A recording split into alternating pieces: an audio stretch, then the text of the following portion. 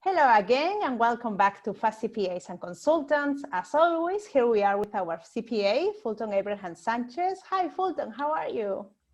I'm doing well. Thank you, Monica. How are you doing? Very well. So welcome back. Here we are again.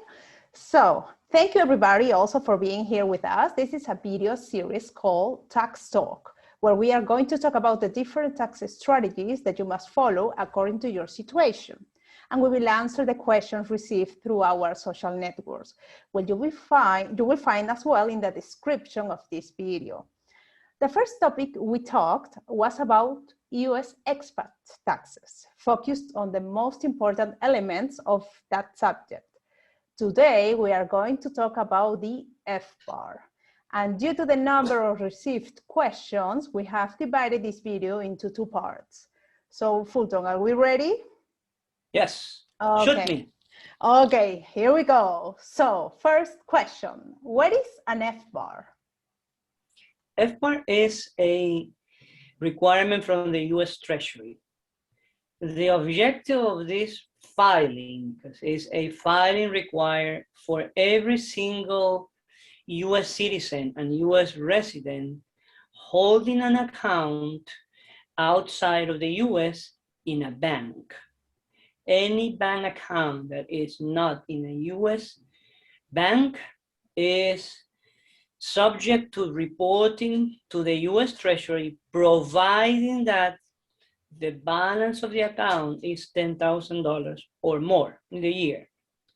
But if you have several accounts with a minimum balance that they add up $10,000, all of the accounts, regardless of the balance, needs to be reported.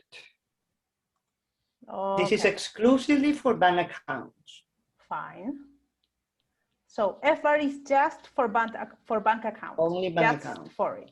Okay. Yes. Okay. It not only, right. This involves investment banking and regular banking, meaning if you have accounts in the stock market with a foreign trader and a foreign financial institution, Santander outside of the US, Santander Mexico, Santander Panama, then you have to report that as well. Good. And who needs to file an FBAR? FBAR is required for everyone, every single citizen in the US, living in the US or not living in the US.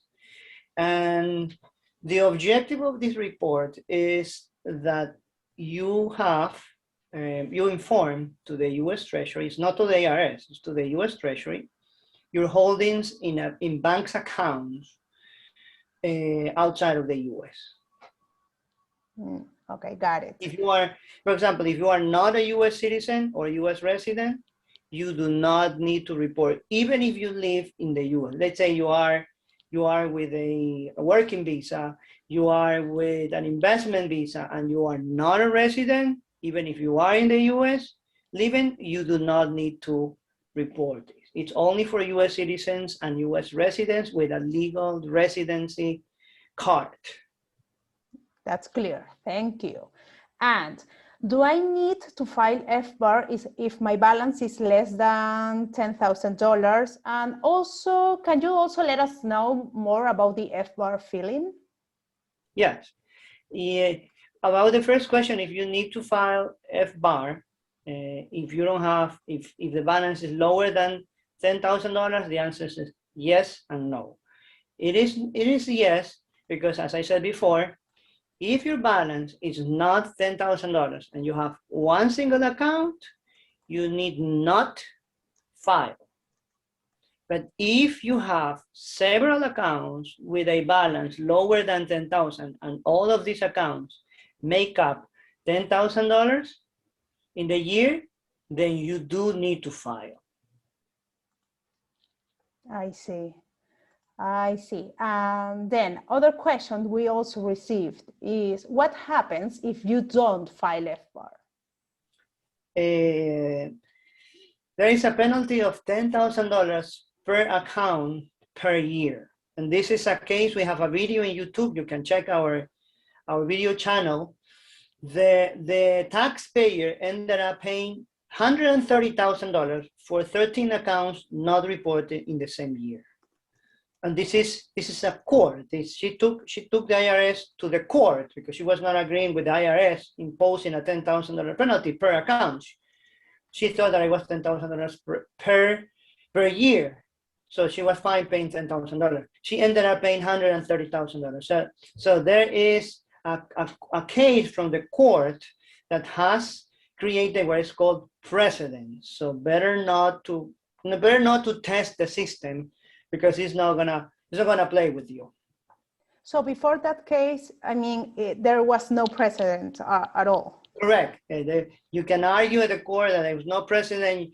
The maximum amount that the IRS can impose $10,000 penalty for all of the accounts. In this case, the IRS found that she didn't file willingly.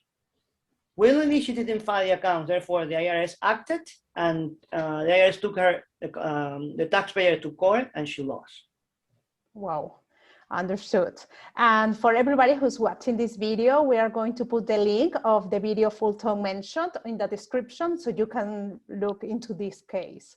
And the other question is, do we need to file FBAR every year? Oh, yes. You need to file it every year. Otherwise, the IRS is going to penalize you with $10,000 per account. Okay, understood. If you file in FBAR, then the IRS has no records of you. But if you miss 1 year and the IRS and you have filed in previous years, the IRS is going to know the number of your accounts, and the penalty is going to base on the number of accounts from the last return to the FBAR that you filed. Understood. So now we go to the 6th question. Do I need to report life insurance on FBAR? And also, can you let us know more about FBAR reporting? Yes. Many times clients and viewers and social media users, they ask this question, and the answer is no. You don't have to report life insurance for the simple reason that life insurance is not a bank-related deposit in a foreign institution.